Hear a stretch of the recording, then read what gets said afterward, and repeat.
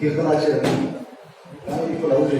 संत नाट्य महाराज आम्हाला हे धन शब्दांचे रत्ने शब्दांचे शस्त्र यत्न करू शब्दाचे आमच्या जीवाचे जीवन शब्द वाटू धन जण लोका तुका म्हणे पहा शब्दाची हा देव शब्दाची गौरव पूजा करू अशा शब्दांमध्ये शब्दाला देव मानले आणि वारकरी धर्माची पताका आपल्या गाथेच्या माध्यमातून साता समुद्रपार पोहोचवणारे जगद्गुरु संतश्रेष्ठ तुकाराम महाराज स्वराज्य संकल्पक राजे शहाजी ज्या मातेने या महाराष्ट्राला दोन दोन छत्रपती दिले त्या राष्ट्रमाता राजमाता मासाहेब जिजाऊ ज्या महामानवाचं नाव जरी घेतलं तरी महाराष्ट्राच्या किमान तमाम आव्हानांची छाती किमान 2 इंचानं पूर्ण वर येते असं तुमचं आमचं आराध्य दैवत विश्ववंद्य छत्रपती शिवाजी महाराज एका हातामध्ये तलवार घेऊन परकीय शत्रूंचा आक्रमण थोपवून करणारे आणि दुसऱ्या हातामध्ये लेखणी घेऊन वयाच्या 14व्या वर्षी अस्खलित संस्कृत मधून बुधभूषण सारखा जागतिक कीर्तीचा ग्रंथ निर्माण करणारे बुधभूषणकार संस्कृत पंडित छत्रपती संभाजीराजे भोसले आरक्षणाचे जनक राजर्षी शाहू महाराज त्याबरोबरच ज्यावेळेस या महाराष्ट्रामध्ये छत्रपती शिवरायांचा इतिहास विस्मरणात गेला होता त्यावेळेस रायगडवर जाऊन छत्रपती शिवरायांची समाधी शोधून काढणारे आणि महाराष्ट्रातीच नव्हे देशातीच नव्हे तर जगातली पहिली शिवजयंती साजरी करणारे राष्ट्रपिता महात्मा ज्योतिराव फुले विद्येच्या खऱ्याखुऱ्या आणि एकमेव देवता माता सावित्रीबाई फुले ज्या महामानवानं तुम्हाला आणि आम्हाला वाचण्याचं बोलण्याचं आपलं मत अभिव्यक्त करण्याचं स्वातंत्र्य भारतीय राज्यघटनेच्या माध्यमातून बहाल केलं असे भारतीय राज्यघटनेचे शिल्पकार परमपूज्य मोदी संत भारतरत्न डॉक्टर बाबासाहेब आंबेडकर राष्ट्रमाता अहिल्याबाई होळकर राष्ट्रसंत गाडगे महाराज राष्ट्रसंत तुकडोजी महाराज राष्ट्रसंत भगवान बाबा राष्ट्रसंत सेवालाल महाराज आणि ज्या ज्या महामानवांनी या देशातल्या तमाम बहुजनांच्या आयुष्याचं जीवनाचं कल्याण व्हावं म्हणून आपल्या प्राणाचं आयुष्याचं बलिदान दिलं त्या सर्व महामानवांना मी प्रथमतः विनम्र अभिवादन करतो. सन्माननीय विचारपीठावर उपस्थित असणारे आमचे मार्गदर्शक विंग कमांडर या जाधव सर त्याबरोबरच मराठा सेवा संघाचे जिल्हाध्यक्ष ज्यांच्या अध्यक्षतेखाली आजपर्यंत म्हणजे ऐतिहासिक कार्यक्रम झाले आणि होत आहेत आणि इथूनही पुढे होत राहतील असे आमचे मित्र धनंजय पाटील सर त्याबरोबरच महाराष्ट्रातल्या अत्यंत प्रसिद्ध व्याख्यात्या महिला कीर्तनकार माझ्या मोठ्याताई ज्योतिताई देशमुख जाधव त्याबरोबर जिजाऊ ब्रिगेडच्या जिल्हाध्यक्षा वैशालीताई Kadu doctor Janardan Pimple sir doctor Shrikant Patil प्राध्यापक भाऊसाहेब शिंदे सर तसेच विचारपीठासमोर बसलेले माझे सर्व भाऊ आणि भावांनो आणि बहिणींनो सर्वप्रथम मी तुम्हाला राष्ट्रमाता राजमाता मासाहेब जिजाऊ यांच्या जयंतीच्या शुभेच्छा देतो आणि माझ्या व्याख्यानाला सुरुवात करतो.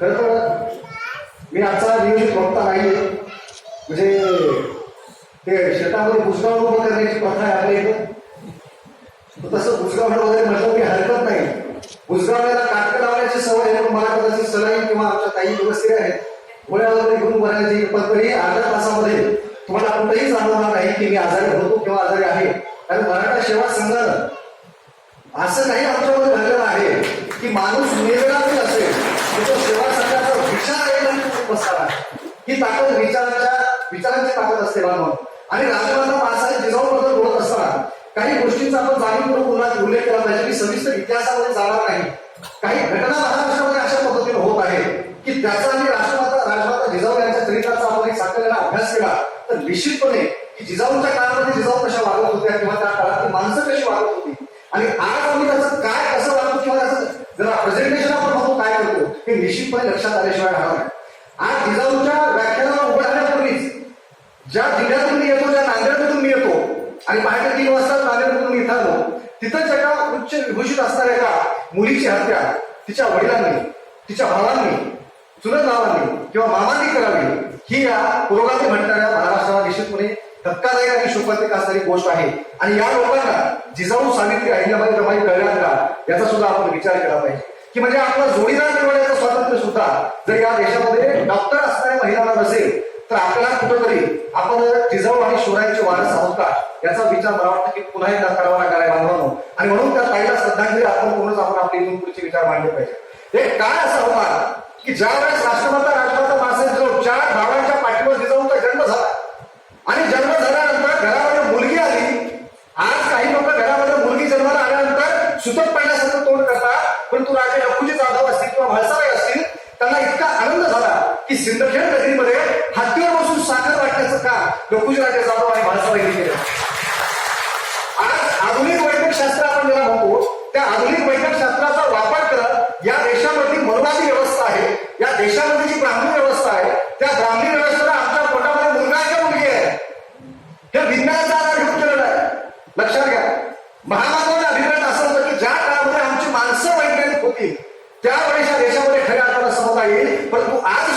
विज्ञान सुद्धा या देशामधल्या मनोवाद्यांच्या हातात हत्यार झालं की काय असा संशय यावा अशा पद्धतीच्या घटना घडत आहेत. 12व्या शतकामध्ये चक्रधरांनी सांगितलं होतं, अरे ज्याप्रमाणे डोळ्यामधून पाणी येणं किंवा कानामधून पाणी येणं आणि नाकामधून शेंबूड येणं साहजिक आहे, तसं काही महिन्यामधलं 3-4 दिवस स्त्रीला मासिक पाणी होणं साहजिक आहे. हे काही विटाळ मानण्याचं कारण नाही, हे 12व्या शतकामध्ये सांगितलं. हे चक्रधर स्वामीचा विचार आहे. आणि आज तुम्ही 2019 18-19 मध्ये वाचला असेल, केरळमध्ये जे सबरीमालाचं मंदिर आहे तिथं विज्ञानाचा आधार घेऊन असं यंत्र बनवलेलं आहे की जर समजा एखादी महिला चुकून त्या विशिष्ट दिवसामध्ये मंदिरामध्ये आली तर ते डिटेक्ट करतं. म्हणजे या देशामधला अतिरेकी बॉम्ब घेऊन जात असताना डिटेक्ट होतो की नाही आम्हाला माहित नाही. या देशामध्ये कसा घेऊन राहतो पण कसा डिटेक्ट होत नाही. पण या देशामधली या देशाच्या मातीत जे असणारे आमच्या लेखी वाडी असतील, आमच्या बहिणी असतील, आमच्या नात असतील, आमच्या सुना असतील, यांना स्कॅन करण्याचं यंत्र या देशामध्ये निघालेलं आहे. मग आपण वैज्ञानिक झालो का याचा सुद्धा आपण विचार केला पाहिजे. राष्ट्रमाता राजमाता मासाहेब जिजाऊंचं नाव आपण घेत आहोत. त्या काळामध्ये म्हणजे लक्षात घ्या की पोटामध्ये लेकरू असताना मुलगा आहे का मुलगी आहे बघणार की पोटातच पाडून टाकणं ही गुरुवारी ब्राह्मणी संस्कृती आहे. आणि मुलगी झाल्यानंतर हत्तीवर बसून साखर वाटते आणि आपल्या गावाला गावजेवण देणे ही मराठ्यांची संस्कृती आहे हे सांगायचं आमच्या हा विचार आणि हा सगळा तपशील आपण समजून घेतला पाहिजे बांधवांनो. आणि ज्यावेळेस जिजाऊ घडतात 5 भावांना 4 भावांना शिक्षण देणं, आपल्या टोपणीला काय सांगतात 4 चौघात नाही गेलं पाहिजे, पाहुणे आले तर बैठकीमध्ये मुलीने जाऊ नये, मोठ्याला हसू नये किंवा सगळ्यांचं घरच्या म्हणजे वडिलांचं भावाचं वगैरे जेवण झाल्यानंतर मग मुलीचं जेवण. मुलाच्या शिक्षणाची तजवीज पैशाच्या माध्यमातून बात करतो आणि त्याच्यानंतर मुलीसाठी काय करतो, शिक्षणासाठी पैसे काढत नाही, मुलीच्या लग्नाची तजवीज करण्याचं काम करत असतो. आणि म्हणून 10वी झालं की तुझं शिक्षण बस झालं, आता तुझं लग्न लावून दिलं की आम्ही म्हणायला बोगले. अशा पद्धतीची विकृत मानसिकता आजही या देशामध्ये जिवंत आहे. परंतु राष्ट्रमाता राजमाता मासाहेब जिजाऊ 4 भावाच्या पाठीवर झाल्यानंतर 4 भावांना त्या काळामध्ये जे सर्वोच्च प्रशिक्षण आहे, मग ते ढाल असेल, तलवार असेल, भालाफेक असेल, घोड्यावर बसणं असेल, अशा पद्धतीचं प्रशिक्षण देण्याचं काम आणि तशी तजवीज लखुजी राजे जाधवांनी त्या काळामध्ये केली. हा काळाचा पुढचा विचार आहे, मुलीच्या शिक्षणाची व्यवस्था. आणि म्हणून बघा छत्रपती शिवाजी महाराजांचं भोसलेपूर असेल किंवा जाधवपूर असेल, याच्यामधल्या संपूर्ण महिला म्हणजे घरामध्ये आलेल्या सुना सुद्धा असतील, सुनांना सुद्धा प्रशिक्षण देण्याचं काम शिवाजी महाराजांनी केलेलं आहे. मग शिवाजी महाराजांचा विचार काळाचा किती पुढचा होता हे आपण लक्षात घेतलं पाहिजे, कारण जिजाऊंनी त्यांना असं प्रशिक्षण दिलं होतं. आणि म्हणून मुलींना सुद्धा आजच्या काळामध्ये आपण जे मुलांना प्रशिक्षित करतो, मुलांना प्रशिक्षण देतो, तशा पद्धतीची शिक्षणाची व्यवस्था सुद्धा करण्याचं काम जिजाऊचं नाव घेणाऱ्या माणसांनी तरी किमान केली पाहिजे बांधवांना, असं मला वाटतं. आणि ज्यावेळेस बघा जातीपातीच्या पलीकडे जाऊन विचार कसा करणारे करतात, महामानव ज्याला म्हणतो ना, ते जातीपातीच्या पलीकडे जाऊन विचार करतात. आवर्जून एक उदाहरण मला सांगावं वाटतं. ज्या वेळेस प्रशिक्षण झालं छत्रपती शिवाजी महाराजांचं बेंगलोरमध्ये, त्यांना भगवा झेंडा राजमुद्रा देण्यात आली आणि प्रशिक्षित मंत्री त्याच्याला घेऊन सोबत ज्यावेळेस जिजाऊ सोबत पाठवलं, त्यावेळेस पहिलाच प्रसंग असा आहे की त्यांच्या दरबारामध्ये किंवा त्यांच्या जे काही स्वराज्य आहे, जे काही त्यांचं हे आहे टेरिटरी आहे, त्याच्यामध्ये मुस्लिम महिला आहे मता नावाची. आणि त्या मुस्लिम महिला पूर्वीच्या काळामध्ये नाचगाणं करायचं काम करायची, परंतु वय झाल्यामुळं तिचं सौंदर्य लोप पावलं, तिचा आवाज हलत होता आणि त्याच्यानंतर तिचा पोटा पाण्याचा प्रश्न उभा राहिला. आपल्या पदरामध्ये असणारी आपली नातवंड कशी पोसायची असा प्रश्न निर्माण झाला. त्यावेळेस ही महिला वार्धक्याकडे झुकलेली महिला आपल्या नातवांना पतवंडांना घेऊन जाते राष्ट्रमाता राजमाता जिजाऊंच्या दरबारामध्ये आणि बाणशुभा बाजूला बसले आहे आणि ती म्हणते की मासाहेब मी चांगलं गायन करायचे, मी नर्तन करायचे, मी सर्व काही करायचे, परंतु आज परिस्थिती अशी आहे की माझं वय आता वाढलेलं आहे, वार्धक्याकडे मी झुकले, त्याच्यामुळे आता मला गाणं म्हणता येत नाही, माझं सौंदर्य लोप पावलं आहे आणि मला नाचकाम सुद्धा करता येत नाही. परिणामी माझ्या पोटाचा आणि माझ्या लेकरांच्या पोटांचा प्रश्न निर्माण झाला आहे. त्यावेळेस जिजामाता असा विचार करत नाहीत की माझ्या दरबारामध्ये आलेली महिला ही माझ्या जातीची नाही, माझ्या धर्माची नाही, परक्या धर्माची आहे. हे आजच्या काळामध्ये जाणीवपूर्वक सांगण्यासारखं उदाहरण लक्षात घ्या. आजकाल मैत्री करताना सुद्धा तुझं नाव काय आणि नावानंतर तुझा धर्म काय, तुझी जात काय अशी म्हणणारी माणसं आज समाजामध्ये अस्तित्वात आहेत.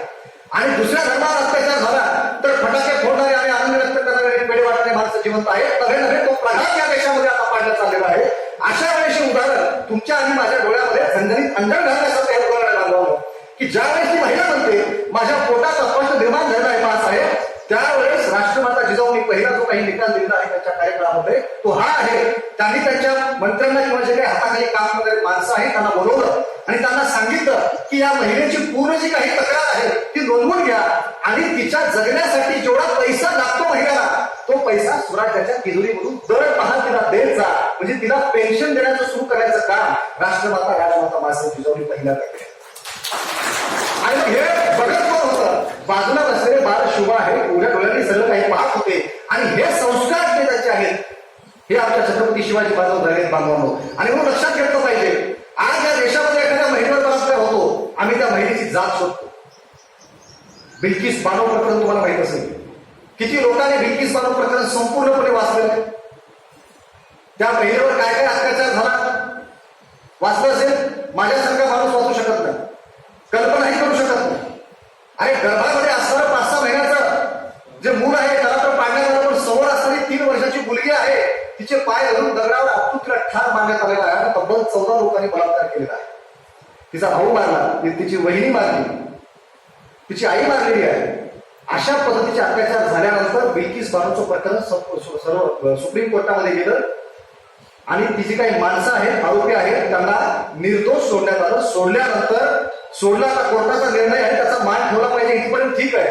परंतु त्याच्यानंतर या देशामध्ये त्या लोकांची पंचायती उभारली. जे लोक बलात्कारी आहेत, जे लोक अत्याचारी आहेत, जे लोक परक्या धर्माची महिला म्हणून तिच्यावर नको नको अनन्वित अत्याचार त्या माणसांनी केला, त्यांची पंचायती ओवाळली, त्यांना हार घातले, त्यांचा सन्मान केला. इतकंच नाही, त्यांना पेढे वाटले. आणि त्या ज्या गावातील ती माणसं होती, ज्या मतदारसंघातली, त्याच्या आमदाराची मुलाखत अजूनही युट्यूबवर आहे किंवा सगळ्या न्यूज चालवलं आहे. त्याला विचारलं की हे जे काय घडलं ते चांगलं झालं का? ते म्हणले काय हरकत नाही, असं तर होत असेल तर काय हरकत नाही. कोण म्हणतोय? लोकप्रतिनिधी. परंतु दुर्दैवानं तो पडला नाही, तो निवडून आलेला आहे. कुठेही आमची संवेदनशीलता. आम्ही कशाला जिजाऊचं नाव घ्यायचं? म्हणजे आमच्या घरात पहिल्यावर अत्याचार होण्याची आम्ही वाट बघत आहोत का? हे बलात्कारासमोर आमच्यापर्यंत येण्याची वाट आम्ही पाहत आहोत का? जर हे इथपर्यंत आम्ही जर आता म्हणजे संयम पाळत राहिलो तर येणारा काळ निश्चितपणे तुम्हाला आणि आम्हाला वाचवायला कुणी येणार नाही. कोणता जिजाऊ किंवा कोणते शहाजी, कोणता शिवाजी महाराज आपल्याला वाचता येणार नाही. बांधवांनो, आपण आपलं मळं आपल्या पिढ्यांसाठी मळं आजच शोधत आहोत, असं निश्चितपणे या उदाहरणाच्या निमित्तानं म्हणता येईल. सांगायचं तात्पर्य काय की जाती आणि धर्माच्या पलीकडे जाऊन त्यांनी काम केलं त्या राजमाता राष्ट्रमाता मासाहेब जिजाऊ आहे.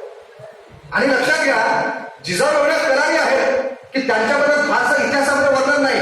मराठा सेवा संघानं पहिल्यांदा जिजाऊचं चित्र बनवलं. मराठा सेवा संघानं पहिल्यांदा जिजाऊ. त्याचा जिजाऊचा इतिहास काय? मी चौथीला होतो, तुम्ही चौथीला होता. चौथीला एक इतिहासाचं पुस्तक आहे, त्याच्यामध्ये जिजाऊबद्दल आम्ही इतिहास वाचला. शिवाजीच्या आईचे नाव जिजाबाई होते. याच्या पलीकडे दुसरी ओळ काय मला सांगा? त्याच्या पलीकडे दुसरी ओळ जिजाऊबद्दल त्या पुस्तकामध्ये नव्हती. एकच ओळ आहे की शिवाजीच्या आईचे नाव जिजाबाई होते. एवढंच कर्तृत्व आहे का? एवढंच कर्तृत्व आहे का? ही व्यवस्था अशी विकृत आहे. ज्यावेळेस राज्याभिषेकाचं चित्र या व्यवस्थेने बनवलं त्यावेळेस जिजाऊ विधवा आहे. राजा शहाजीचं निधन झालेलं आहे आणि विधवा महिला सार्वजनिक कार्यक्रमात जाऊ शकत नाही, किंबहुना ती गेली नाही पाहिजे म्हणून जे राज्याभिषेकाचं चित्र बनवलं, राज्याभिषेकामध्ये जिजाऊ कोणी उपस्थित नाही. चित्र अजूनही बघा. मराठा सेवा संघानं पहिल्यांदाच चित्र बदललेलं आहे. मराठा सेवा संघ जे काम करतं ना ते अशा पद्धतीने काम करतात. लक्षात आलं?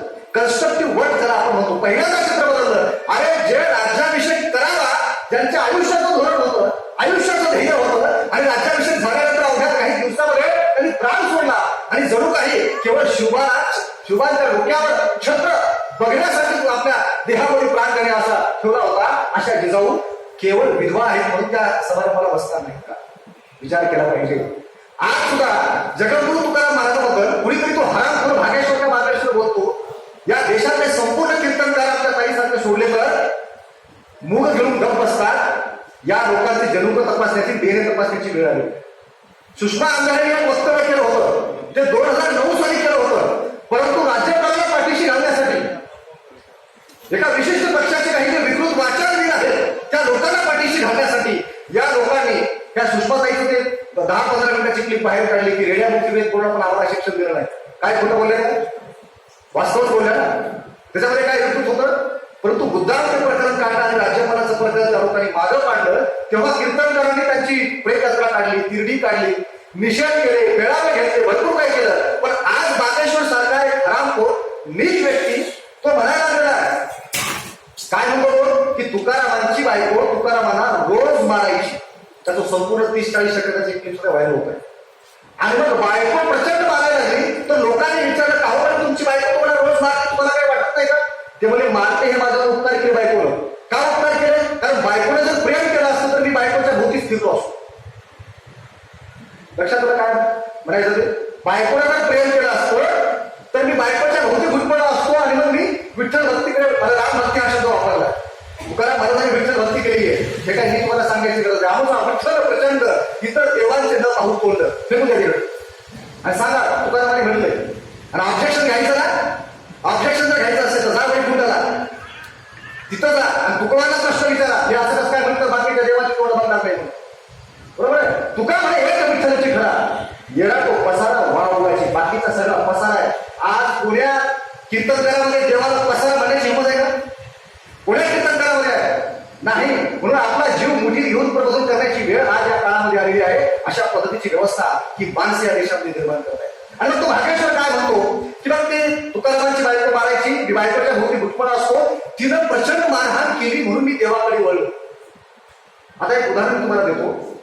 तुकाराम महाराजांनी विठ्ठलाचा जो मार्ग निवडला तो मजबुरी म्हणून निवडला नाही. लक्षात आलं? मजबुरी म्हणून नव्हे, आमिष म्हणून नव्हे, किंवा बायकोनी मारलं म्हणून सुद्धा नव्हे. त्यांच्या आयुष्याचं उदात्त धोरण ते आहे. भगतसिंगांनी जर भविष्यात कोणी म्हटलं की भगतसिंगाचं लग्न जमत नव्हतं म्हणून ते फासावर गेले असं म्हटलं तर त्यांच्या आयुष्याचा एकूण जे ध्येय आहे त्यांच्या आयुष्याचं ते संपून जातं. उदाहरण ध्येय आहे ते संपून जातं. तुकाराम महाराजांनी दुष्काळामध्ये कर्जमाफी केली, कुणी जर म्हटलं त्यांच्या डोक्यावर परिणाम झाला होता, अशा पद्धतीची मागणी केलेली आहे. बरोबर आहे? म्हणजे जे तुकाराम महाराज आहे त्यांच्या आयुष्याचं जे उदात्त ध्येय आहे ते संपूर्णपणे बदलून टाकायचं आणि तुकारामांची बायको त्यांना मारहाण करायची, अशा पद्धतीचं विकृत चित्रण करायचं. आणि मग बाकीचे संत कसे आहेत? मग आता त्या रामदासाचं चित्र बनवताना सुद्धा बघा, चित्रामधून सुद्धा जातीवाद आहे. तुकारामांचं चित्र असं दाखवतात, हा सज्जन माणूस, कुणी या कुणी मारा, कुणी या टपली मारू, काहीच करणार नाही असं दाखवलं की नाही. त्या विष्णुपंत पागलेसानं तुकाराम महाराजांवर चित्रपट बनवला, सदाच करा तो माणूस हात जोडले, कुठेही जा. नम्रता वेगळी आणि लाचारी वेगळी.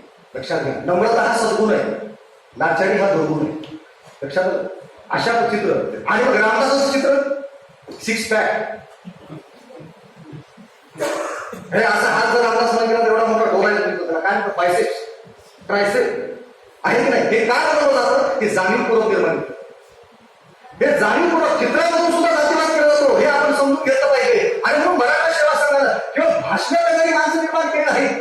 मग ते शाहीर असतील, चित्रकार असतील, कलाकार असतील, गायक असतील, वेगवेगळ्या संपूर्ण क्षेत्रामध्ये मराठा सेवा संघाला अत्यंत मोठी क्रांती आलेली आहे. म्हणून सेवा संघाची जी माणसं काम करतात आणि काम करण्यासाठी इच्छुक आहे त्यांच्यासाठी एका जोरदार टाळ्या वाजवा. या लोकांना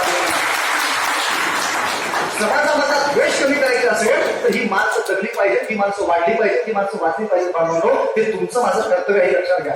आणि म्हणून जगद्गुरु तुकाराम महाराज त्यांची बायको रोज उठलं की मारत नव्हती. अरे जर मारलं असतं, आजकाल आपण म्हणजे बायकोला तर कोणी जाणू म्हणते की नाही मला माहित नाही, बायकोला तर कोणीच म्हणत नाही हो.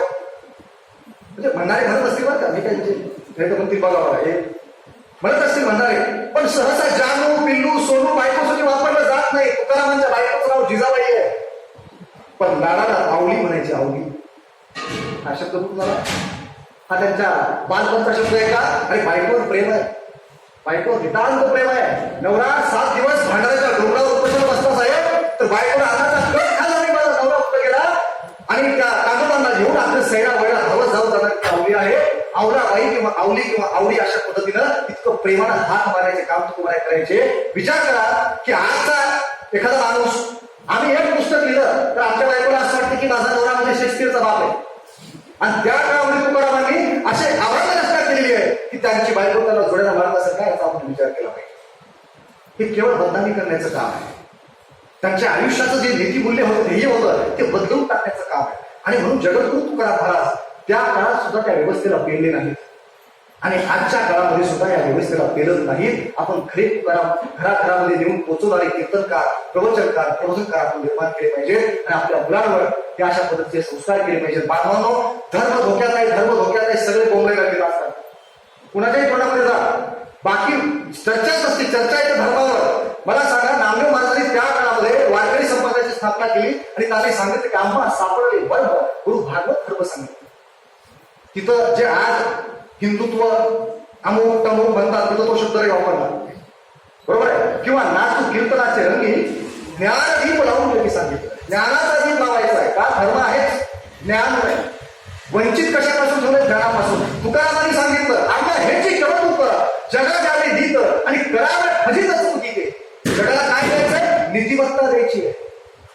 आज धर्म आहे, धर्म धोक्यात नाहीये, आज नीतिमत्ता धोक्यात आलेली आहे. आणि म्हणून लोकांना काय द्यायचंय? नीतिमत्ता जर तुम्हाला द्यायचा असेल आणि नीतिमान समाज निर्माण करायचा असेल तर तुम्हाला मराठा सेवा संघाशिवाय पर्याय नाही, हे सांगण्याचं काम सुद्धा त्या निमित्ताने या विचारप्रवृत्ती करतो. आणि म्हणून ही विकृत माणसं जागेच ठेवण्याचं आपण काम केलं पाहिजे. आता तो बागेश्वर मुद्दा बोललं पाहिजे. मला खूप फोन आले, मीच बेड म्हणजे झोपून असते पण मला प्रतिवाद करणार नाही, पण तुम्ही चांगलं स्पीच म्हणून दिलं मला. ते सगळं भाडाच प्रकार आहे. बरोबर आहे बोललं पाहिजे ना. आणि तो बागेश्वर म्हणतो ते काहीतरी तुमचं नाव सांगा, काहीतरी तुमच्या भावाचं नाव अमुक आहे अमुक आहे. अहो माझ्या फेसबुक वॉलवर गेल्यानंतर माझ्या जिंदगीमध्ये मी काय काय कामं केले सगळा इतिहास आहे. बरोबर आहे. कोणी रिलेशनशिप मध्ये होतं किती वेळा होता हे सुद्धा दाखवतो. हे सांगायची गरज आहे तुम्हाला. बरं, काही पोपट पंची लोक अगोदर बसवलेले असतात. आमचे शहाजी भुसने सगळे असते का जोरदार टाळ्या वाजवा. ते त्यांच्या कार्यक्रमामधून विद्यार्थ्यांना अत्यंत चांगल्या पद्धतीने मांडतात. ते सुद्धा सांगू शकतात की बसलेला तर कोणाचं नाव काय काय. त्याला माइंड रिडिंग आपण म्हणतो. अशा पद्धतीचं तुकारामांच्या काळामध्ये सुद्धा तुकोबाने सांगितलं नेलो फुंको कान नाही एकांतीचे ज्ञान, मी कुणाचे कान फुंकत नाही. आणि आपला प्रॉब्लेम असा आहे, आम्हाला कान फुक्या गुरु केल्याशिवाय जमतच नाही. तुकाराम काय म्हणतात? नेलो फुंको कान नाही एकांतीचे ज्ञान, जाऊ नेले जडीबुटी चमत्कार उठा उठी. कुणाला तरी जडी द्या, उठी द्या आणि चमत्कार करा, हे धंदे मी करत नाही. हे तुकारामाने सांगितलं. मग त्या बागेश्वरला मानायचं का तुकारामाला मानायचं, हा आमचा प्रश्न आहे. बरोबर आहे. सांगो जानकी शकुन भूत भविष्य वर्तमान, त्यांचा आम्हाशी कंटाळा पाहो नावडती डोळा, वृत्ती सिद्धीचे साधक वाचा सिद्ध होती येत. तुकाराम म्हणे जाती पुण्यक्षय अधोगती. हा एक अभंग लक्षात घ्या. तुकाराम महाराज काय म्हणतात? जी माणसं म्हणतात मी शकून सांगतो. शकून सांगणे म्हणजे काय? तुझ्या भविष्यात काय होणार आहे, भूतकाळात काय झालं, आता काय होणार आहे, तुला नोकरी लागेल की नाही, तुझं लग्न होईल की नाही, लग्न झालं तर पोरग होईल का पोरगी होईल, हे जे भविष्य सांगण्याच्या बाता म्हणतात. तुकाराम महाराज म्हणतात की सांगो जाती शकून भूत भविष्य वर्तमान, त्यांचा आम्हाशी कंटाळा, म्हणजे त्या लोकांचा मला कंटाळा आहे. मग बागेश्वरला डोक्यावर घेऊन नाचणारे कोण आहेत? यांचा आणि आमचा धर्म, तुकारामांचा त्यांचा धर्म एक असू शकतो का? आणि शेवटची अशी आहे, तुकाराम म्हणे जाती पुण्य क्षय अधोगती, म्हणजे अशा व्यक्तीनं चुकून काही पुण्याचा संचय केला असेल तर ते पुण्य सुद्धा संपून जातं. बागेश्वरचं पुण्य संपत आलेलं आहे आणि लवकरच त्याची आणि संभाजी ब्रिगेडची गाठ होणार आहे. फक्त महाराष्ट्रामध्ये फक्त महाराष्ट्रामध्ये यावं. लक्षात लागलाय श्याम मानवाला तुम्ही इथं या. अरे गधे अपने गली में तो कुत्ता भी शेर होता है. आणि त्याला धमकी आली. आता बघा त्याचं तुम्ही तो वकील साहेब आमचे खंडेभराड साहेब आहेत किंवा ज्यांच्यासोबत आमचे ॲडव्होकेट टिकले सर आहेत, बरोबर, ते जे दाखल केलं एफआयआर दाखल केली त्याच्यामध्ये काय अज्ञात व्यक्तीने धमकी दिली आहे. किती लोकांनी वाचला एफआयआर? मी वाचला. अरे मूर्खा, तुला तर कुणाचंही नाव समजतं ना, तुला तर भविष्य कळतं ना, कुणाची बहीण कुठं आहे, कुणाचा भाऊ कुठं आहे, तुला लेकरं किती हे समजतं ना. मग तुला ज्याला धमकी दिली हे तुझ्या कानावर डोक्यात अज्ञात व्यक्तीने धमकी दिली आहे. एफआयआर मध्ये नोंद आहे, माझ्या मनाचं बोलत आहे. लक्षात घ्या. लोकांना हातोहात उल्लू बनवण्याचा कार्यक्रम या देशामध्ये चालू आहे. आणि बागेश्वरच्या समोर किंवा जे काही तसे संत या देशामध्ये फोपवलेले आहेत त्यांच्या समोर दुर्दैवानं सगळ्यात जास्त आजही महिला बसतात. काय परवा तो योगासन मला बाबा त्या पुण्यामध्ये का मुंबईमध्ये येऊन गेला आणि त्याला काय वक्तव्य केलं? महाराष्ट्राच्या माजी मुख्यमंत्र्यांच्या बायकोसमोर ती तर सांगण्यासारखं, बरोबर आहे. मला प्रश्न पडायचा, हा माणूस दावा करतो की माझ्या योगा केल्यामुळे कॅन्सर दुरुस्त होतो, आमचा आजार बरा होतो, तमका आजार बरा होतो, याचा डोळा तर दुरुस्त झाला नाही. मला प्रश्न पडायचा भाऊसाहेब नेटके सर, तोपर्यंत प्रश्न पडायचा. पण त्या संशय माझा दूर केव्हा झाला? जेव्हा मी त्याची म्हणजे क्लिप पाहिली, तो व्हिडिओ पाहिला आणि मग माझ्या लक्षात आलं कितीही योगासनं केली की आता डोळा दुरुस्त होणार नाही, कारण याला नको ते बघण्याची सवय. कसा दुरुस्त होणार? आणि त्या ठिकाणी जर समजा आमच्या जिजाऊंच्या विचारांची महिला असती, आमच्या अहिल्याबाईंच्या विचारांची महिला असती, रमा मातेच्या सावित्रीबाईंच्या विचारांची महिला असती, तर पायथन कडून थोडं फोडलं असतं. हे विचारांची ताकद आहे. लक्षात घ्या, ही विचारांची ताकद. आणि म्हणून अशा पद्धतीची माणसं संत आहेत का आणि ही माणसं धर्म वाढवत आहेत का आपण विचार केला पाहिजे. फक्त जाता जाता अजून एक उदाहरण सांगतो. तो आसाराम बापू रामपूर, त्या आसाराम बापू ज्या वेळेस टॉपला होता त्यावेळेस त्या आसाराम बापूचे कपडे फायण्याचं काम मी केलं. माझ्या वर्गामध्ये एवढ्या पत्रकार परिषद झाल्या तुम्हाला सांगतो. पुरुष तर पुरुष, महिलांनी सुद्धा माझं सगळं म्हणजे हे केलं होतं. इतक्या शिवाय घातल्या मला महिलांनी. मग मला तेव्हा पहिल्यांदा समजलं की महिलांना सुद्धा एवढ्या चांगल्या चांगल्या दर्जेदार शिवाय येतात की तेव्हा समजलं मला. तेव्हा काही कॉल रेकॉर्डिंग वगैरे असा काही प्रकार नव्हता. आपला मुखियाचा साधा फोन होता. एवढ्या शिवाय त्या आसाराम बापूच्या हप्त्याने मला घातलेले. आणि नंतर आसाराम बापू जेलमध्ये गेला. आज आसाराम बापू ज्या विचारांचा प्रचार प्रसार करतो त्याच विचारधारेचं सरकार असताना सुद्धा जेलमधून बाहेर येत नाही. कारण त्याची चार्जशीट सुद्धा इतकी ताकदवार आहे तो कधीच बाहेर येऊ शकणार नाही कोणतंही सरकार असेल. कारण चार्जशीट आहे बरोबर आहे. तरी सुद्धा या पुण्यामध्ये महिलांनी मोर्चा काढला. बापूला बाहेर काढा. कशाला? बलात्कार करायला. ही शोकांतिका आहे. हा विचार महाराष्ट्राचा नाही, हा विचार जिजाऊचा नाही, हा विचार सावित्रीबाईचा नाही. आणि म्हणून बांधवांनो सातत्याने ह्या सगळ्या गोष्टीचा आपण विचार केला पाहिजे. आणि आम्ही सातत्याने सांगतो की माणसं सांगतात धर्मामध्ये प्रश्न विचारू नका, आम्ही जे सांगतो त्याच्यावर विश्वास ठेवा. मराठा सेवा संघ म्हणतो आम्ही सांगतो त्याच्यावर विश्वास बिलकुल ठेवू नका. मी आता जे काही अर्धा पाऊण तासापासून भाषण करायला लागलोय याच्यावर अजिबात विश्वास ठेवू नका.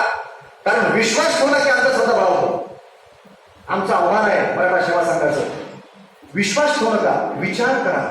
विचार केला की विवेक बुद्धी वाढते आणि माणसाचा विकास होतो. म्हणून सेवा संघ सांगतं डोळे झाकून विश्वास आमच्यावर ठेवू नका. फक्त तुमचा मेंदू वापरा. आपल्या धडाला डोकं आहे याची जाणीव ठेवा.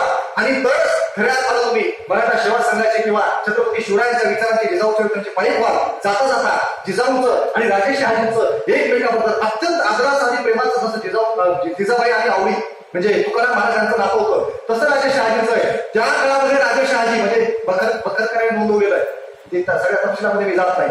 परंतु इतकं प्रेम आहे. 6 लेकरं त्यांना झालेली. किती प्रदीर्घ वैवाहिक जीवन दोघांनी उपभोगलेला आहे. 6 लेकरं झाली. पहिले संभाजी आणि शेवटचे शिवाजी महाराज बनले. 4 लेकरं दगावलेली आहेत.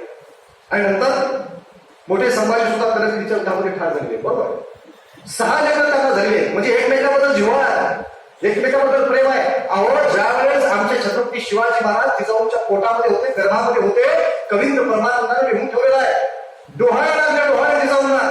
आणि राजे शहाजी जिजाऊंकडे जातात आणि म्हणतात की मासाहेब तुम्हाला तुमच्या उदरामध्ये आमचा अंश वाढत आहे, गर्भ वाढत आहे, तुम्हाला डोहाळे लागले असतील, तुम्हाला काय डोहाळे लागले आम्हाला सांगा. आजच्या काळामध्ये काय डोहाळे लागतात हे सर्वांनी अनुभवलेलं आहे. मी तुम्हाला वेगळं काही सांगण्याची गरज नाही.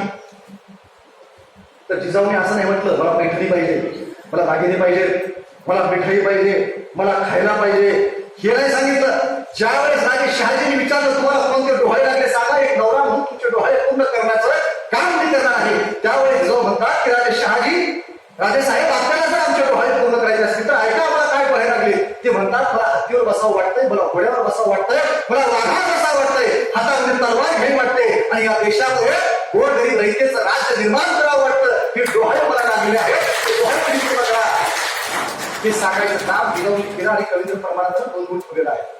आणि लक्षात घ्या तुकाराम महाराज या डोहाळ्याबद्दल तुकारामाचा एक फार अभंग चांगला आहे. तुकाराम महाराज एक अभंगात असं म्हणतात गर्भाची आवडी मातेचा डोळा, गर्भाची आवडी मातेचा डोळा, जेथेचा जिव्हाळा तेथे बिंबे. हा तुकोबाचा अभंग आहे. म्हणजे आईला जे डोहाळे लागतात ते वैयक्तिक आईचे नसतात, त्या आईच्या पोटामध्ये उदरामध्ये वाढणाऱ्या गर्भाचे असतात. म्हणजे जणू काही गर्भामध्ये असणारे शिवाजी महाराज बाण शिवा सांगतायत आई जिजाऊंच्या पोटात ते की मला भविष्यामध्ये हत्तीवर घोड्यावर बसायचंय, हातामध्ये भगवा दिशा धारण करायचं आणि या देशामध्ये गोरगरीब रयतेचं शेतकऱ्याचं राज्य निर्माण करायचंय. हे डोहाळे आमच्या शिवाच्या पोटात लागले आहेत. लक्षात घ्या. आणि म्हणून ज्या आईला स्वातंत्र्याचे डोहाळे लागतात त्या आईच्या पोटी जन्माला येणारा प्रत्येक मुलगा हा भविष्यामध्ये छत्रपती शिवाजी महाराज झाल्याशिवाय राहणार नाही.